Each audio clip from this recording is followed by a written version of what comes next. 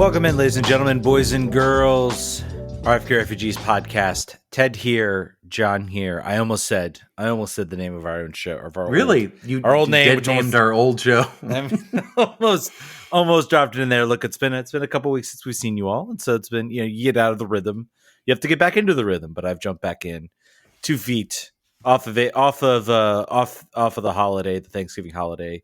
John, how you doing, my friend? I hope your holiday was good. I hope you had a good time. Hope you got to relax a little bit, though I'm not sure with a young child if that's possible. Relaxing is a spectrum. I think when you have a young kid. So I was relaxed. It was good. We had good meals. I saw my family. It was good stuff. It was like everyone else or many other people, I have started a post-Thanksgiving diet, and I immediately regret doing so. But this is what you do. You eat too much, and then you feel bad about it, and you punish yourself. How about you, Ted? What did you do for Thanksgiving? I went and saw family, went and saw friends over the weekend. I feel like it was I was like bouncing around the entire state of Virginia. I went to Harrisonburg, trying to avoid. I don't think JMU football was playing, but I guess now they're bowl eligible, so no one's mad anymore, right? That's how that works. I think they're all good now. Yeah, and then I went to Richmond, so I feel like I've hit like sort of a triangle between the state and my home here right now in Lynchburg. If you've been unaware of my move, and noticing that I have a different background and everything, which will be eventually when I find time, I will make it look nice and pretty. I promise by the season opener, it'll look nice for all of you. So are you in a new place in Lynchburg? Yeah, I've been there. I've been there for several weeks, several months now at this point. Jeez. But I know, Same place. I haven't changed. Okay. I haven't changed. Got it. I just feel like some people just maybe still assume I live in Richmond. There are some people out there that think that you're a Richmond Kickers fan, for example. They do. So. There's quite a few of those. I wonder how they got that impression. I can't imagine why that happened. Anyway, our lovely fans. The fans are the best. Yes. We have some really amazing fans. We have some other people who we call them our fans, but we're being maybe a little sarcastic. Right. Anyway, they still listen. A couple of things. One, I want to call attention first to this very, very cool T-shirt that I got from Bootleg MLS. There was a bit of a conversation going on about not wanting to pay Big Bad Fanatics because they suck, which I agree with because they're horrible. But you could. I don't know how long this will last. Basically, is what I'm telling you. This account, Bootleg MLS on Twitter, is like selling all these shirts. He is misspelling some names. It's wonderful. This is like a real shirts out of the back of a truck situation, but for MLS and NWSL. Go check it out. Buy it before it gets shut down because it won't be long. There's a Santino Carranza shirt that I requested. I don't love the pictures he chose, so I'm not going to buy it, but I recommend you guys should make it happen. Do it. Yeah, and if you go by, tell them I sent you, and maybe we'll get a coupon code, and maybe we'll get to choose the next DC United iteration. And the other thing I want to do is tell you thanks to those of you who are on the old threads. We're growing. I think I have about doubled our follower total on threads to like 200 now. So woo! We're only 1/10 of our amount on Twitter. So it's a slow crawl. So if you're on that platform, follow us there. Make sure you're following us on goals.tv. Check that out. That's a new platform that we're happy to be a part of. And we've started to post all of our video clips and the entire shows also on YouTube. So if you're not a Twitch person, if you're like a old millennial, you're like, I don't understand this Twitch business. YouTube, you understand that. Go check it out there. And then of course, everywhere you can download audio, we're there. And then finally, this is my last plug. Well, not my last plug. My last plug this week for you to join the Patreon. If you would join the Patreon at the $5 level, you would have got an episode on Friday that Ted talked about all the great things that went on over the course of the week before we had a show. So Ted and I alternate. If we have more exclusive content, it will go there only to Patreon. So there you go. It's a small but mighty crew, and they're very loyal, and they've been there for a long time. So if you're listening, and I know you guys are, thank you. And if you want to join that group, patreon.com/RFK Refugees. Yes, and the exclusive content, nothing we can announce presently, but we're working on trying to get a certain figure on the show. So if you want to hear, that will be a time gated. They'll be here at first. So be aware and join the Patreon because you get to support our show, and we really do thank everybody who comes in and supports the show. helps us out and helps grow the show and pay for a lot of the stuff that's helped made the show great. John, let's jump right into it. And did you watch any soccer this weekend other than obviously MLS playoffs, which we'll talk about? Did you watch any across the pond soccer by any chance? A little bit. I did. I checked out, of course, Liverpool. I'm if you don't know, I'm a Liverpool fan, so I watched Liverpool Man City 1-1 draw there. So decent result. Brentford could not hold it against Arsenal, unfortunately. I've been watching some of the. It looks like Everton's about ready to make the drop after a 10-point deduction. They are really mad. To be fair, I do. I'm not. We're not getting the particulars because, as I said on Threads, this is not a Premier League show, but it is wild that they're the team that gets punished for spending over their means. I think they just didn't. I think it's like when a rich but not very rich person gets audited because they didn't have enough money to hire the good accountant. Like I think that's what this is likely is. So unfortunate for them and for their fans. Maybe they'll still make it out. I think probably not. I think that'll probably tank them. But did you see the Garnacho goal, the Man United bike? That was pretty silly. And then I was laughing, thinking I was looking at Twitter today, and it was saying that Benteke must feel like the forgotten man because he scored basically an identical bike against Man U at Old Trafford from the same spot. It went to the same part of the net. So yeah, don't forget the Crystal Palace legend / he played Liverpool. Where else did he play? Liverpool. Just those two? Anyone? He's played a little bit in Belgium too. I think Aston Villa. I'm trying to remember where. I have to go back and look at his stats. I know I think Aston Villa was the last place. He's played in Belgium. I know that much. So Crystal Palace was where he came from. He was at Crystal Palace, and then he came here. So, but yeah, no, fantastic goal from him. Probably going to win goal of the year at this point. And I think the comparisons were to Wayne Rooney as well for his bicycle kick, his shin goal. Yeah. So. Yeah, so we got club soccer's back, thank goodness. Last week was international soccer. We're not going to talk about the U.S. men's national team. There are plenty of other podcasts that do it better. Some of them do it worse. All I will say is, everybody, again, what I say with the U.S. men's national team is please just take a breath and relax. Breathe in. Kevin Paredes, though, got a start. Didn't look so hot. What do you like? So I said online. I said online about this, and so I said we weren't going to talk about national. Yeah, and here we go. It's DC focused. What Sure. Can you help me understand? Do you have any understanding as to why? Like when Kevin was here, he played wing back, and he was excellent. When he played winger, he was never really that effective.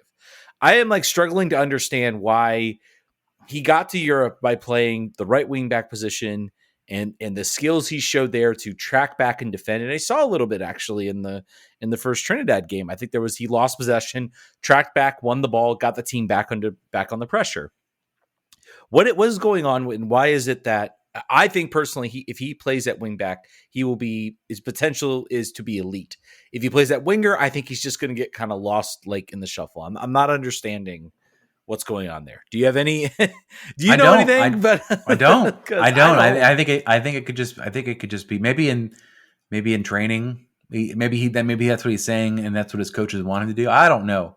To your point, there's your competence in what you want to do, and taking on players from the wing may not be it for him. And somebody was saying Kevin Paredes could not dribble past players who are at USL Championship level. Or playing in the domestic Trinidad and Tobago League. So that's not good. That's not really what you want to see. Yeah, no, because that's never been his skill set. He's never been a guy who can take guys on the dribble when running at full speed. And he beats players with pace and speed and just, and you get that more from wing back because you are not forced into sort of tight, slow situations. You're kind of maybe you're pushing up on sort of an off, where you've got attackers on a counterattack that are moving quickly and you're running and you're trying to join that attack. And I think that's where you've seen him be the most effective. It's what got him to Wolfsburg. So I'm really not understanding the thought process by certain coaches in where he's currently playing right now. So anyway, who knows? That's enough. That's enough U.S. men's talk. We've met our quota for the year, I think, on that. Yep. Let's talk about the big news. I think all the DC fans want to hear about. We finally have announced a new GM. I think it's MacKay, I believe is what it is, right? Am I right about that? We've not heard it said anywhere yet or talked to I him. tried. I'm pretty sure it's Ali MacKay. I'm gonna go with I'm gonna go. I already made a minor threat Ian MacKay joke, which no one got. I think 2 people got on Discord, but that's okay. I think I'm gonna make it a lot. There'll be a lot of Fugazi jokes. I'm sure. We'll get it right sometime by the time the season starts. We'll guarantee that. Maybe if we talk to him, we might get it right. Who knows? You have a 3-year deal in the notes. I thought I saw it was a 4-year deal. Maybe I'm wrong about that, but otherwise, multiple. It's either a 3 or 4 year deal. Yeah, one of those. I think it might be 4. You might be right. Yeah, so he has spent 5 years as an assistant GM in Nashville, and he has also Nashville's made the playoffs every year. What are our let's bury. We had essentially 3 candidates that we were looking at. We were looking at Tall. We were looking at Maria. Tall from Columbus and Maria from Orlando, and then obviously Allie, who we've hired, and an unnamed international candidate. But I think that was just let's look. Ravel Morrison was the guy that we were talking to, because he's already under contract. Might as well make him work. Yeah, I think that was more just like, hey, let's see what else might be out there. Let's not limit ourselves just to MLS. Obviously, the hire, I think we were all kind of wondering what was taking so long. Tom Bogart posting about what was taking so long. We had all thought that Ali was out of the running when Nashville lost, and we thought, well, there hasn't been an announcement yet, so it must not be him. This maybe, I think of the 3 choices, I think this was not the number 1 choice. I think we had heard a lot of good things about Tall. I think we had heard a lot of good things about all 3 of these guys. We were going after Moreira really hard in Orlando and asked numerous times and got rebuffed numerous times. I think he was the number 1 candidate. I think he was who they wanted the most. Yeah, I think it was. And I think it's clear how much they chased him and how they were rebuffed. And then they said, well, we'll speak to him again. They were very clearly looking at him. I think Tall I'd heard a lot of good things from, I think Tom Bogart especially, and his sources that said he was an exceptionally brilliant person. We'll never know what the reason was for there. We talk about this team and, what they spend money on and everything like that. You're getting a 37-year-old, youngest GM, I believe. I know he's one of the youngest, if not the youngest GM. I'm not sure youngest GM in MLS history, but certainly up there as far as age. Makes me feel weird that somebody who is literally 5 years older, who I could have been in high school with. That's weirder than the guy being younger than you. That's way weirder of the version. Fair point. So we're all feeling a little odd. Everyone's weird. Yeah, but young guy, I can't imagine, and that's what makes me lead to believe. And this is nothing to say that I don't think he'll be successful or that I don't think he can be successful. This leads me to believe that the team still maybe weren't willing to break the bank for other guys who maybe had a little more experience, who had a little more, chasing them. Maria, I believe, has been targeted. I believe he came up in the search for, I think, New England. When they were looking for a GM before. I think they're going to settle. They're going to settle for Kurt Anolfo, is what I believe the reports have said. So that is. Definition of settling, I think, is a good. He's good at LA Galaxy too. He was good at building a USL version of a team. But I don't want New England to be good, so that's fine. I'm glad that's the case. But he was also a former agent, which I think is going to be beneficial. Mm-hmm. We talked a couple episodes ago about something Pablo said about what DCNA is known for. It's underpaying their front office, overvaluing their own players, and overpaying for other teams' players. So having an agent, although it's a while ago, right? He's been out of the game for 5 years, but he's been in the front office dealing with agents. So hopefully that he can have a little bit, maybe that point of view will be helpful. Dave Casper has not been an agent ever. So being on the other side of the table for a little while might be helpful. Yeah.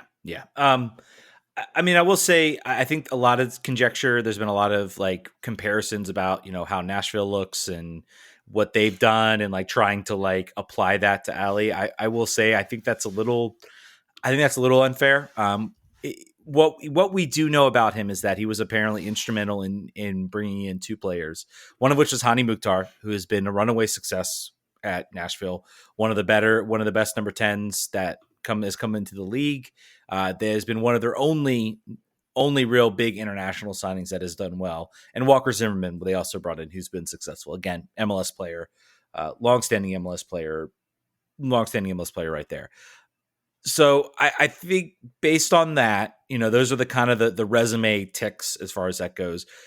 We don't know how he's going to handle. I mean, Nashville, I don't believe really had that much of an academy. They were pretty active in going in the draft and grabbing outside players. Again, they also didn't have a whole lot of time. It takes time to build up that infrastructure. Coming here, he's going to have that infrastructure. He's going to have that youth academy, that youth director, that coach, and already a huge swath of young players that with a lot of potential and a lot of talent. So that's going to be a difference he's going to be walking into. We had a question from a listener from Brandon Cartwright says, is there anyone from Nashville's roster that MacKay might be looking to bring to DC? Alex Muyel keeps coming to mind. I think he should bring a guy named Hani Mukhtar. I think that would be a good DC United. That would be a player I'd recommend. I was looking at the roster quickly. Former DC United legend Dax McCarty also on the roster, and also Joe Willis.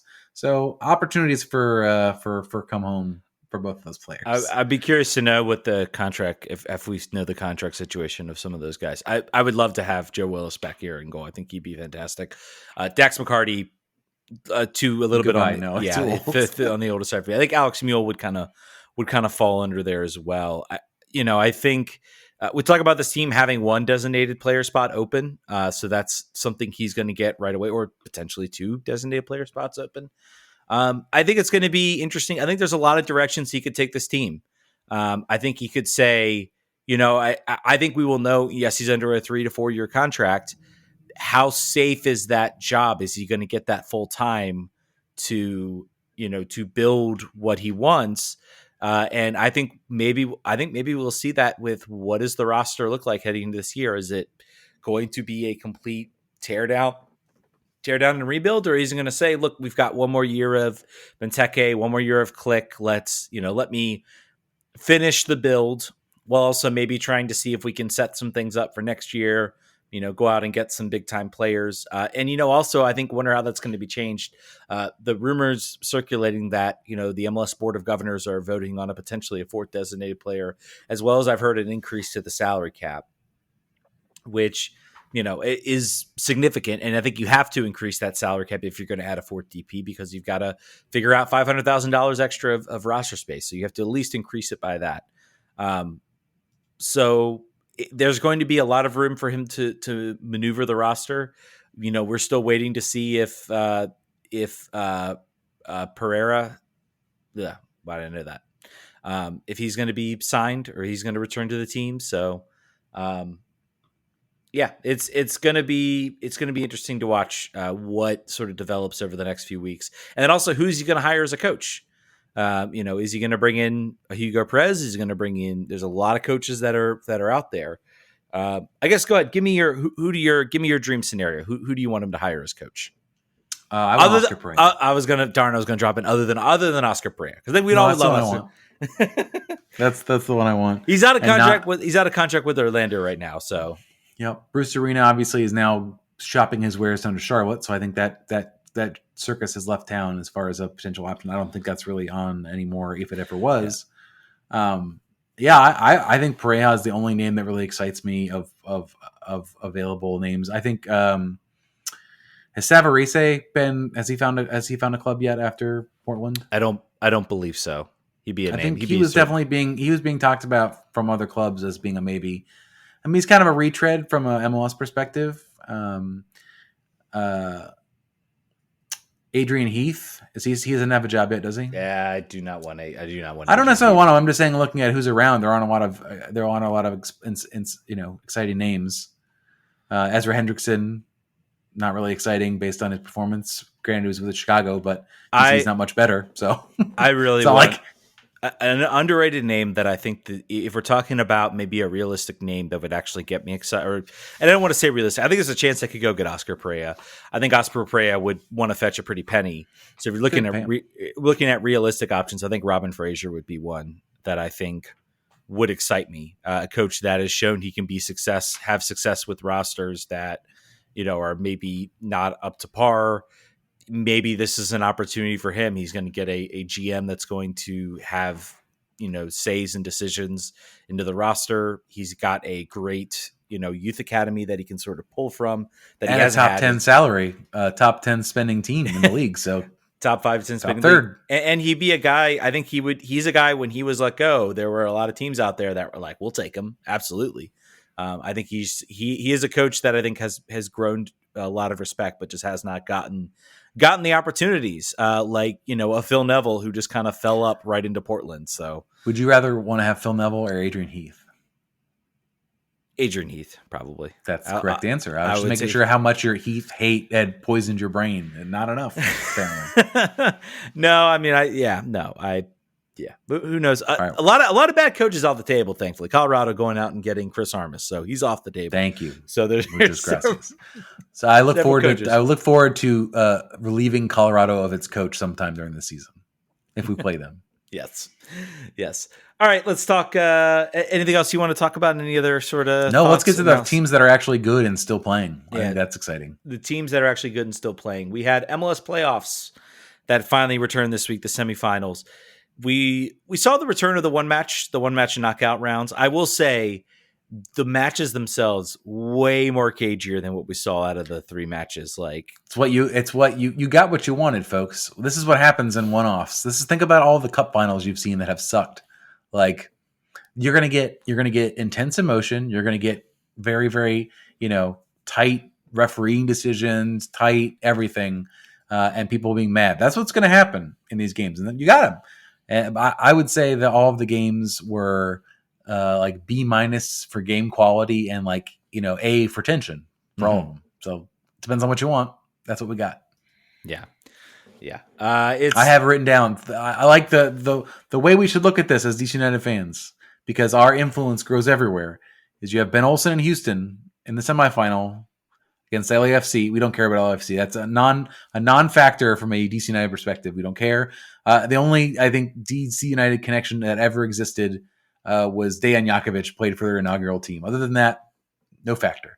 Against MVP Lucho Acosta. Andy Nahar erasure, my friend, by the way. Did he play though? I think he was on the roster. I think he just practiced, and I'm not going to count that. Okay. Interrupting my Cincinnati love, MVP Lucho, Junior Moreno, onto the semis against Columbus and Julian Gressel, who apparently is in the doghouse and did not feature. Got a little 5 minutes at the end of the game. I mean, it's a case of him is that I think there's just they have a right back that has emerged, and I don't know his name, but he's been very, very good. Defensive, probably maybe a little bit better defensively as well. Maybe a one-off game. Maybe I think that's a guy. If you're DC, maybe you just kind of Ali. Maybe you reach out and say, new boss, different. We have a change. Everyone that you hate is gone. Changing it. I would love to have Julian Gressel back on this team. Let's talk about the games. Let's talk. Houston, of course, 1-0 winners over Sporting Kansas City. Controversy on the line. Apparent handball call that wasn't called. I have made my statement. That says that I think that was the correct call. I don't know if it was the correct call. I don't think that was a call that VAR should be overturning with kind of how close it was. Christina Unkel has disagreed, and she was on Morning Footy the other day saying, nope, that should have been reviewed back for PK. And she is a much, much better referee than I am, so maybe she's right. But controversial moment there. And then you also had, of course, the Columbus game. Like we said, Columbus very much, I think, kind of dominating that game. Orlando sort of unable to find the back of the net, and then we have a goal. Orlando's pushing up. Galeses is like trying to play the ball, and then falls to Cucho, who hits the ball from half field into the back of the net. 2-0 game over. All the games were either 1-0 or there was the one little 2-0 game. So, like I said, not a lot of goals scored. Then there was, of course, the other sort of controversially ref game, which was, of course, Philly versus Cincy. Appeared to be offside based on the camera angle. Remember, folks, camera angles lie. Camera angles struggle with a thing called the third dimension and actually being in line. So I think there's been enough analysis of that to say, yes, he might have been offside. My argument with that offside call is like what we want. this is like what we want out of VAR, right? We complained so much about the Premier League and like the slight toe that's like offside or everything else. This is, in my opinion, what VAR should be. VAR should be a video assistant referee, not a video referee. So I really don't know what people being upset about it. It's like, you guys are just never going to be happy. It's never going to happen. You guys are never going to be satisfied with anything. I think it's the same thing with the KC goal too. It's like they're watching this like slow motion replay of the ball like hit close to his hand, his chest, his arm moves, and I'm just like, you guys have. I've seen people complain for months about red card situations where they talk about this game is not supposed to be played in slow motion. I'm like, well, here you're using a slow motion play to get a call that you think is right. I mean, it's like, you cannot have your cake and eat it too, soccer fan base. So anyway, and then there was Head Uncle in the LA Seattle game. I don't think he was great. I don't think he cost Seattle the game. I think Seattle did that themselves. When you dominate play the way they did against LAFC, and you're only able to generate like 1.24 XG, there's a problem that you're just hitting hopeful balls or hopeful shots from way far out. They were unable to get any sort of penetration inside the box. So yeah, that's my quick 90-second review. I don't know, John, you got any thoughts on the playoffs? Or I'm 90-second, maybe, but no, I give Ted all of my time for refereeing and decisions. I don't have a lot of opinions. Yeah, so let's get on to. I broke down sort of the components of the playoffs that exist and how they have done this year that are relevant to DC United fans. I think we have. If you've been on social media the last couple of days, I think everyone is. We talked about this last year, and over the course of this year, like, there has been a dramatic reappraisal of some of these players that have gotten the stink of DC United off of them by going somewhere else and doing well, and people are feeling differently about them, which I think is great. Lucho, as I mentioned today, won the MVP, crushed the media vote. I think 75%. Player vote was like 55%. Just to wrap up on his numbers for the year, MVP ass numbers: 17 goals, 12 assists. 32 starts, 1 goal and 2 more assists in cup play. Not that this matters, but his average score on FootMob was 7.85. And I said Denny Bouanga scored 20 goals and didn't come close to touching it. So well-deserved. A player that, if you were to say, could you fit a Lucho Acosta back into your team at DC United and he could be useful? Yeah. I think you sure could. And he'd be the first name on the team sheet. You certainly could. To a lesser extent, but also kind of surprising, Junior Moreno, 4 goals this year. If you remember Junior Moreno, not a threat to score for DC United, often a threat to hit the ball 50 rows up behind the goal. That's more what he was going to do. 2 assists, again, it's kind of surprising, in 29 matches, average FootMob of 7.16. Could you see him valuable next to a Russell Canouse? Or, yes, I think you certainly could. I think you certainly could see that. And then lastly, Julian Gressel, I think, had the least productive of the former DC United player. To not say that he was bad, there's a particular person that hates Julian Gressel in the DC United fan environment. He had 4 goals, 2 assists in 29 matches, 4 goals, 6 assists in 29 matches, 7.4 average, and then last started in November 7th. I still think, to your point, if you could get him in free agency for a reasonable number being the challenge here, I think. I don't necessarily know that his performance in the last 2 years warrants DP. I think probably a TAM deal again probably makes sense to me. But these are all players that DC United did not want or let go. Ben Olsen, obviously, that's a name that doesn't have a stats next to him, but Houston has become a completely different team. When he took the team over, by the way, read your Stephen Goff piece on him this week. Great piece. And talked to Ben at length. But basically said that this was a blank slate. There was so much roster turnover that he and Pat Onstad got to build a roster from scratch. And in one season, similar to the way Washington Spirit had been described as a work in progress, and we're not there yet, Ben Olsen had been saying that about this team all year long. And they find themselves in the semi. They find themselves Open Cup champions. It's kind of a wild story. They have a chance at a cup double. They're going to be in Champions League next year. Like, talk about like just the overproducing expectations, like overachieving. I mean, this team was not expected to be here heading No one into. talks about Houston Dynamo in the offseason at the preseason like rankings and guesses on how the seasons were going. No one was talking about Houston, and everyone was mad that Ben Olsen got hired. Like all the Houston fans were like, "Trash! What is happening?" And it Why did we really, do this? to me, it really shows when I talk about players, I talk about certain players that have been bad. We talk about these players, some of these players who maybe we had criticisms of, and certainly coaches. You get people in the right environment and in good environments, and they can outperform what you expect. There have been plenty of players that get in good environments, go to bad environments, and then they go back to a good environment. They become great, and people are like, "What happened? Where did this play?" It's like, well, it's always been there. It's just been he's been in bad environments, and we've seen time and time. And this is really what I think Ali needs to solve this year is to get somewhere where we can create a good environment that we can start seeing players that we know are good and we know can perform well. Absolutely, I think that's a good way to look at it. A couple of news and notes on currently contracted DC United players. Jose Fajardo is apparently he's an Edison Flores in that he rules playing for his national team, and then he turns into a scarecrow when he plays for DC United. Has scored 2 goals for Panama in 2 games against Costa Rica. Each game playing just the first 45 minutes and getting subbed at halftime, which is a peculiar setup for your goal scorer, but maybe he's on minutes restriction or something. Who knows?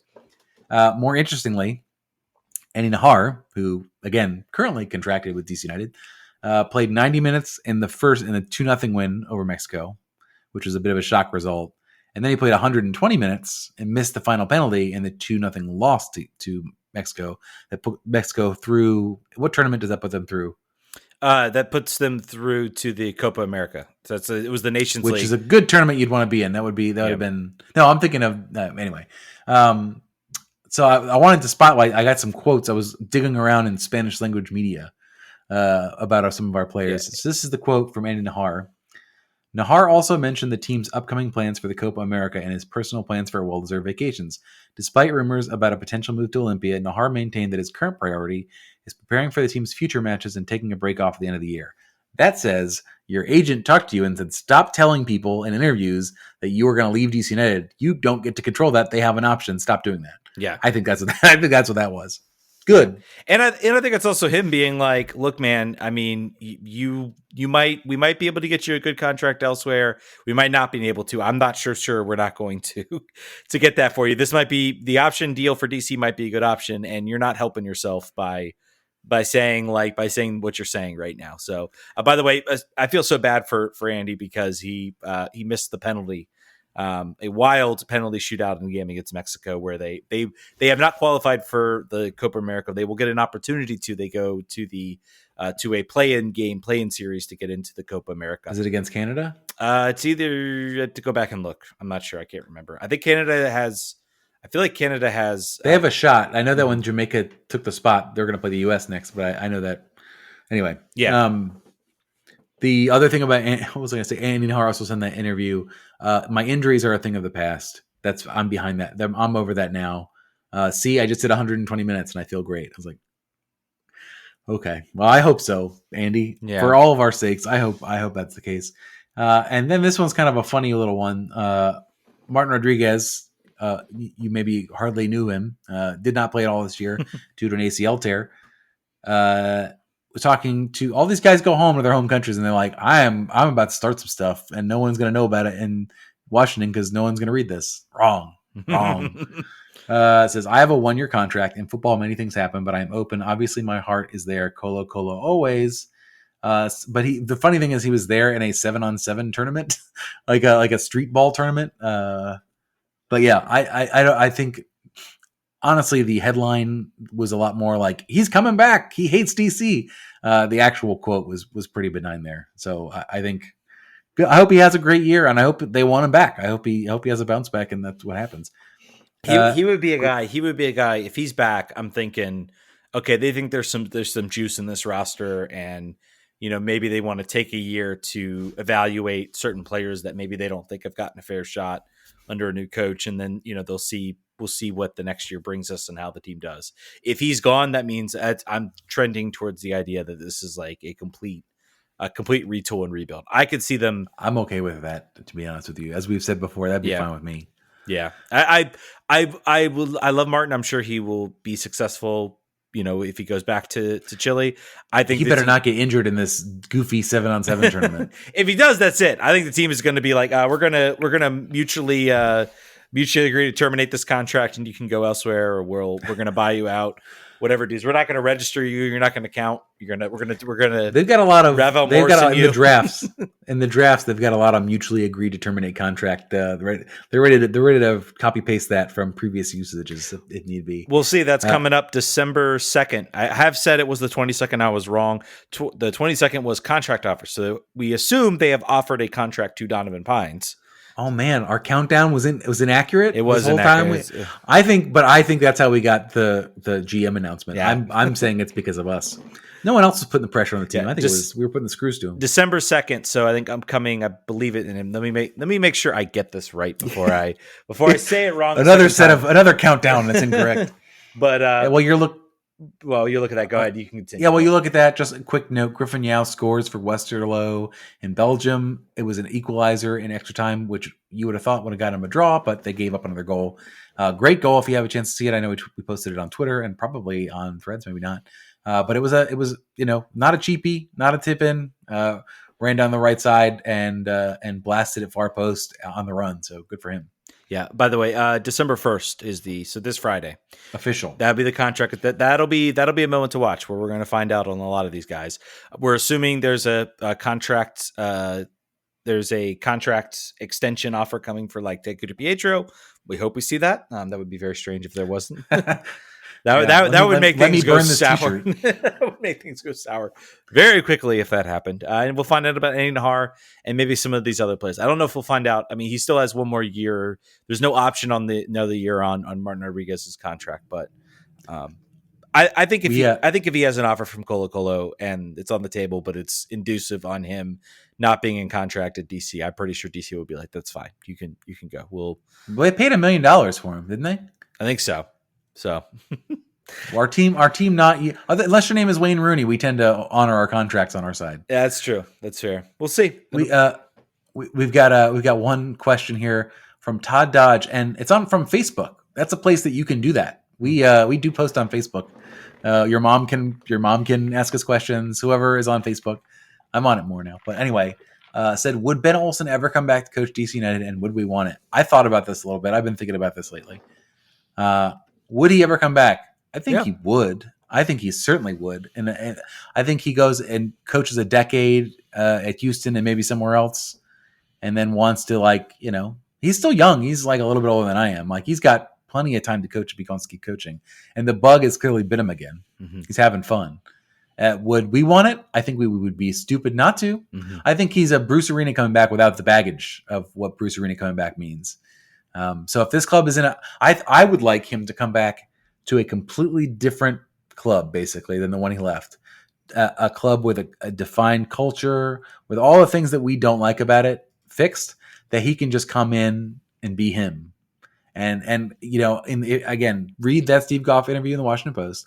He was talking about I was unprepared tactically. I did not have it, and I could not get it necessarily while I was coaching, and I never really felt caught up. Basically, is what he said. And now I had the time off, and I feel like I'm there. I'm that guy now. So yeah, I think we'd want it back. Please, yeah, and that would sign me up. He's talked about in the article how much he loved DC, how much he loved living in DC, and I think he's happy in Houston right now. I think he's certainly enjoying it right now. But I think if things were to go south in Houston, or things were not to go as well, or he were to decide he wants to leave and he's a free agent, and DC has an opening at coach, I think you would be stupid not to try to reach out and try to bring him back. So he made a comment that I thought was interesting. He said that it's nice to have people look at you without 20 years of your record on your back, which I think is true. But he'll also notice that if things, to your point, turn bad in Houston, you don't have those 20 years on your back. You are easily fired. Yeah. whereas in DC, you had that equity built up and made it a lot harder to get rid of you. And you gotta almost think about, I wonder if this is thought like he's blown away expectations. If this doesn't end in a MLS Cup championship and they fall short, then the pressure is on now. There was no pressure at all for this team. in 2023. No one had any expectations, and that's going to change if things if things go south next season, or after this year, because there's clearly a lot of expectations on him. And last bit of quasi news: 2023 MLS Tops set is out this week, so go get that. If you're the 5 people that collect soccer cards, I know there's at least a couple listeners of ours. Last season there's a set called Finest. There was only one DC United player in it, and it was Kevin Paredes. This year, the checklist says basically it's Akambone, Ted Kudibietro, a couple cards of him, Benteke, no click, and then I think Christian Fletcher, and that's it. I mean, maybe a Birnbaum too. I'm not really sure. But because there's so many teams and players, they can't conceivably do a set that has everybody. Whereas they used to be able to do that like a long time ago when there was a lot less teams, they could do that. Now it's like, we're not going to have a 1,200 card set. That's not happening. So get your DC United cards if you want them. Matthias Glick, by the way, starring in a Thanksgiving DC video. I think he's a guy who I think maybe I had some questions as to whether he'll be back next year. I think he'll be back next year based on some of that. So sounds like he likes living in DC, which is good. Not necessarily the case for all of our prior DC United designated players. Certainly the case. We don't have much Washington Spirit news. We'll lead off with one where I was talking to Ted before the show started, just trying to find some Spirit news, and this thing was everywhere that we were looking, I think just because of who we follow, but there are unconfirmed reports that the Spirit let go a number of sort of community relations staff, the staff that dealt with supporters groups, dealt with sort of like supporter facing players, let them go over the holidays. We don't have anything. We don't have any confirmation of that. We don't know anything, but not really what you'd like to see. There have been a number of firings over the last few years under Michelle Kang that made some people scratch their heads. This is not a team that doesn't have money. If you look at their hiring right now, they're hiring like 1 million data analysts and every other position you could think of in the world. But there seems to be a very short leash on, I know last year the PA announcer got let go. Mm-hmm. There's the ticket office. I think there's an expectation that this team should be in a different place than it is from a sales perspective. Just because, I don't know, because they've got stars on the roster. But I think it's, they're building up more than maybe they think they are. They're coming from a lower point than they think they are, even though they won, even though they got these names. It's a tough market. But yeah, that's going on. Yeah, I think we don't have much to say about that. Yeah, I mean, it's concerning. I think there's been a lot of things. This team, we talk about the investment, all the positive stories that have come out, and you're now on your third coach in the last 3 seasons. Yes, one of those came with the championship, but one historically bad season and another very disappointing season. And I think 4 coaches if you count the interim coach that's now the head coach at Bay FC. Yeah. Which you can't really, but you kind of can. Yeah. So, I mean, it's a concerning, I would say, that because that staff, getting rid of that staff, you get rid of those people that are very forward facing. And if they're replaced by people who are not as good or who don't have, or you're trying to crunch staff, that's going to be noticed. And it was noticed at DC when some of those people left, that suddenly the friendliness of the fan base was not really there. And it really led to sort of a severing of that. And it took, DC had built up a lot of that trust and a lot of that relationship over many, many years. And it took a very long time to break that down. And it finally did break down. My concern with the Spirit would be, you've got a much smaller group of core people in there who are dedicated, who will probably stay through it for a while, but you have far fewer of those, and you're going to lose a lot more people and potentially lose some ground. So I don't know. It's something to watch. It's, the team I think has to go out, and you're successful on the field, no one cares. So and they were almost in the playoffs this year, but didn't quite make it. So an uneven year for sure. Uneven year. I have some very fringe notes here. Jordan Thompson, a player that most people maybe not remember because she has not played for the Spirit yet. She had an ACL injury and didn't get to play. Is on loan to Sydney FC and scored a nice goal. So she's a player that is now healthy, clearly, and should be in in consideration in preseason. So we'll see. Forward depth is important, and I think also, fans continue, and pontificators continue to think Ashley Hatch is for the off to Utah because she went to school there, because she's from there. It's an open question. No one's hinted either way from either clubs. I think if she were part of a package in maybe like the expansion draft protection, like maybe you give her up for protection and a first round draft pick. Mm-hmm. Maybe that's something you think about. She's still in an extension.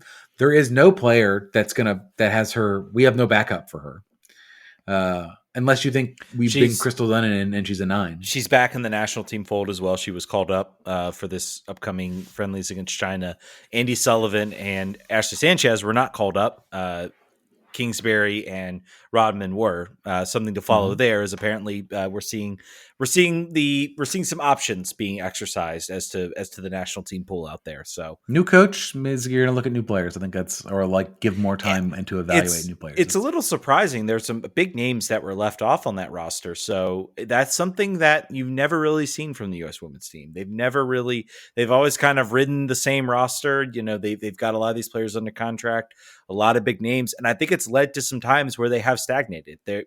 We always talk about like this team's been dominant for years. For a while there, they would make it to the knockout stages and bow out of the World Cups. They in 2003 and 2007 specifically, they did not. And 2003 was in the United States as well.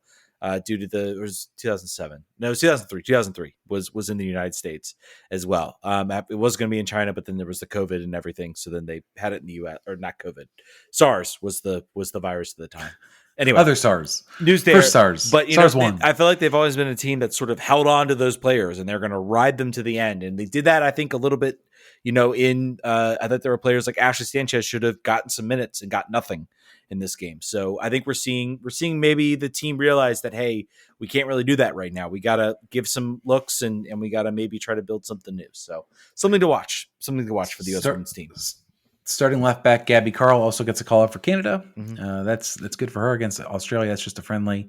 And Riley Tanner gets another call up for Panama. She plays for Panama nonstop and does not play for the Spirit. I have a friend who's the biggest Riley Tanner fan that exists. She's Panamanian, so I mean that's why. But good for her. That's another getting those minutes is good, particularly when you're not getting them here at the club level. And I know that you covered this in the Friday show for those folks who were not Patreons. You should be patreon.com/RFK Refugees. A couple players were let go and classified as free agents. So the players that have been let go: Ines Jarina, back to France, most likely; Maddie Elwell and Nicole Douglas. Nicole Douglas, a recent draftee who did not figure too much, but was a favorite of Mark Parsons, I believe, from prior. And Maddie Elwell just didn't really get the time, didn't really get minutes, even on a roster that was, in the last 2 years, beset by injuries, beset by call-ups, having Challenge Cup, just didn't really factor. I think she played a lot more 2 years ago in the also horrible year of 2022. But so that's going on. Now there are a bunch of free agents, and why you need to take this with a grain of salt is because if you sign a free agent, you have to protect them. So as all these teams are waiting to get picked over by the expansion clubs, Bay FC and Utah Royals, when's the expansion draft? Mid-December? December 15th. Thank you. I'm a calendar man right now. So basically these players are not going to get signed. They're just going to be sitting here. Clubs will probably speak to them and figure out where they're going to go, but unless they think that there's a player that they will lose and they will throw a player off of their 9 to keep. I don't think there's any player on the Spirit that counts for that. So players that are on that list, I'm trying to remember. This is from my brain. Amber Brooks, Cam Bagalski is a restricted free agent. Marissa Shiva is a restricted free agent. Mm-hmm. Nicole Barnhart's a free agent. Who else? Is Tara McKeown a free agent? Or is she? No, I don't think so. She's on the roster. Who else? Do you have the list? Are you pulling that up? I'm trying to. I can go pull it up. I know that Amber Brooks, I think. Tori Huster's a free agent. Unrestricted free agent, yes. Yep. Here we go. Let's pull it up. And I did this all on my Friday show, so you can see. We have a Nicole Barnhart, Amber Brooks, Bailey Feist, and Tori Huster are unrestricted free agents. Bailey Feist is the one I forgot. Yeah, Bogalski and Shiva are restricted free agents. So basically, I think you're looking at that list. I don't think Barnhart will have much interest. Amber Brooks might. I think, and Bailey Feist, I'm sure, might. Tori Huster as well. I think I would say I would talk to her. I think she would deserve a potential role. I'm not sure what her status is, but she's been a long time Washington Spirit player. I would love to see her. Time. Yeah, I would love to see them work out some deal. If she still wants to play, come here. You can still get to stay in DC. We'll give you a decent contract, and we'll also pay you to be a coach as well. And we'll help start that aspect if she wants it. I don't know if she does, but I would love to see her on the coaching staff.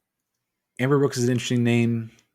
Just from a standpoint of needing a third center back or a fourth center back. Mm-hmm. The name that I have seen cycle around for a free agent that should come to DC is Tegan McGrady, who did not play much in Portland this last year.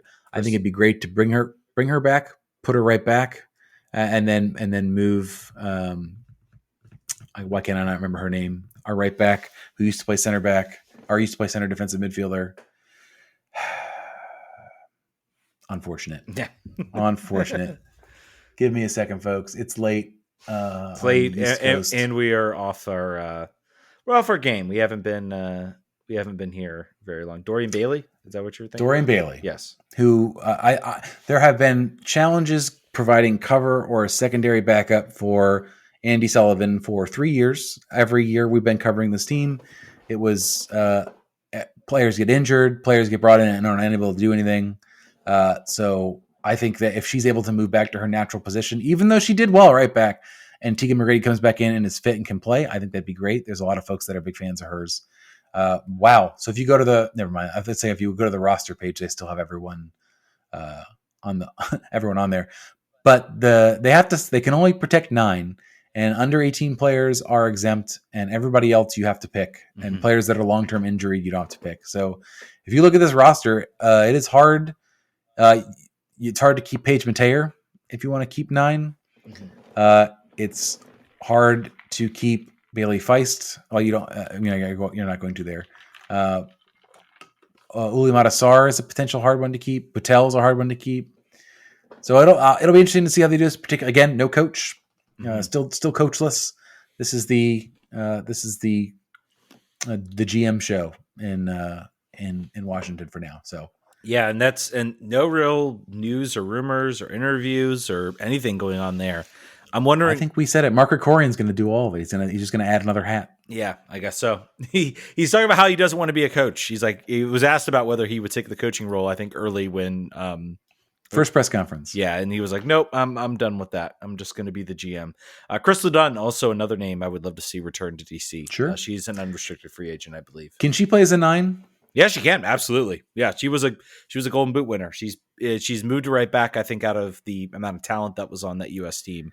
And I know she played. I know she's had forward experience. I didn't know if she was more of a winger or a part of a two forward system. Yeah, she's definitely been an attacker. She was excellent in that sort of the before times.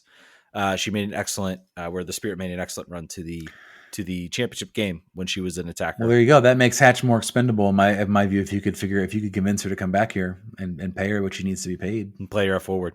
I don't know. I think we'll see Hatch. Stay here. I don't want Hatch gone. Yeah. To be clear, not advocating for that, but if she wants to go, there's ways you can make it worth your while. Some excellent social media content she does with her husband. No one it's else does fantastic. All right, folks. I think that's going to do it. So I think we actually held a little bit to our briefness of our show. We actually did a good job. We did a good job. We did it, folks. Thank you guys so much for listening. We'll be back in 2 weeks to talk more. I'm sure we'll have contract deadline discussion to talk about. Maybe we'll have a coach. Maybe we'll have a coach to talk about. So maybe. Thank you guys so much for listening. We'll catch you guys in a couple weeks. Vamos. Thank you for listening to RFK Refugees Podcast. Make sure you rate and review the show wherever you download podcasts. If you want to support the show, consider joining our Patreon or subscribing to our channel on Twitch. Lastly, make sure you're following us on Twitter, Instagram, Facebook, Threads, YouTube, Twitch, Goals.tv, Friendster, MySpace, and Tumblr. Some of those are even real. Vamos.